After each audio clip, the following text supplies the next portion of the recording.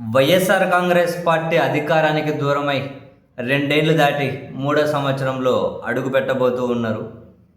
కేవలం 11 సీట్లకు పరిమితమైనప్పుడు ఈ పార్టీ భవిష్యత్తు ఎట్లుంటుంది, ఏ విధంగా పార్టీని జగన్మోహన్ రెడ్డి గారు కాపాడుకోగలుగుతారు అని చెప్పి చాలామంది అనుకున్న మాట వాస్తవం.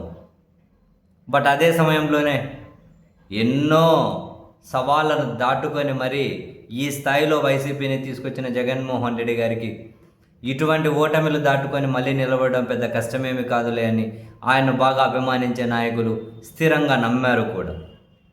And at the same time YSR Congress పార్టీకి సంబంధించిన శ్రేణులు, మరీ ముఖ్యంగా సోషల్ మీడియా ప్లాట్ఫామ్స్ జగన్కు ఏ స్థాయిలో మద్దతు ఇచ్చారు అంటే, వైసీపీలో కీలక స్థానాల్లో ఉన్న వాళ్ళు, కీలక బాధ్యతలు చూసిన వాళ్ళు వైసీపీ నుంచి వేరే పార్టీలోకి వెళ్ళినా లేదా వైసీపీ నుంచి పక్కకి వెళ్ళిపోయి సైలెంట్ అయిపోయినా రవ్వంతా కూడా ఆ ప్రభావం వైసీపీ మీద పడకుండా, జగన్ నాయకత్వానికి రవ్వంతా కూడా ఇబ్బంది రాకుండా కాపాడింది మాత్రం ముమ్మాటికి వైసీపీ క్షేత్రస్థాయి శ్రేణులు అండ్ సోషల్ మీడియా ప్రధానంగా.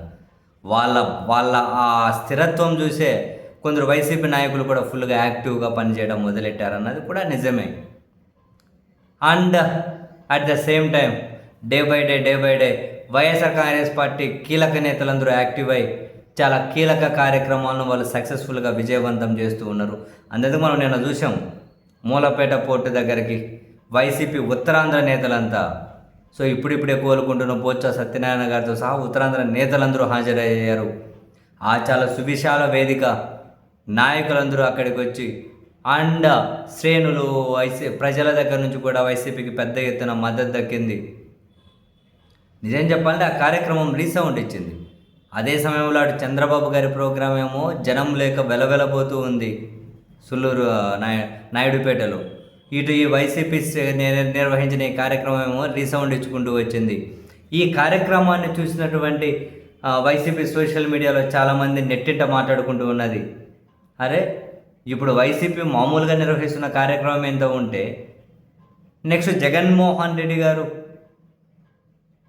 రోడ్ల మీదకి వచ్చి ఇటువంటి కార్యక్రమాల్లో జాయిన్ అయితే, నెక్స్ట్ ఆయన పాదయాత్ర మొదలైతే ఇక మరి పరిస్థితి ఎలా ఉండొచ్చు?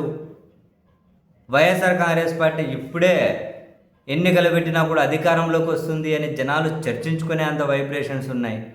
నెక్స్ట్ జగన్మోహన్ రెడ్డి గారు కూడా జాయిన్ అయితే తాను కనుక ప్రభుత్వ కార్యక్రమాలను అంటే నిర్ణయాలను వ్యతిరేకించుకుంటూ అండ్ తాను కనుక నెక్స్ట్ రోడ్డు మీదకి వచ్చి పాదయాత్ర చేస్తే అప్పుడు ఆ పరిస్థితి ఎట్లా ఉంటుంది? అసలు అధికార పార్టీ దాన్ని ఎదుర్కోగలుగుతుందా?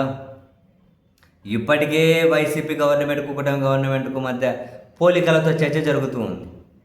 ఇంకా జగన్ రోడ్డు మీదకి వస్తే ఇంకా ఆ చర్చ పతాక స్థాయిలో జరుగుతుంది. ఇప్పటికే ప్రభుత్వం తీవ్ర వ్యతిరేకత ఎదుర్కొంటూ ఉంది. అండ్ కూటమి పార్టీల నాయకుల మధ్య సమన్వయం అంతంత మాత్రమే. ఆ పార్టీలో ఉన్న వాళ్ళే ప్రభుత్వం మీద వ్యతిరేకంగా కనిపిస్తూ ఉన్నారు.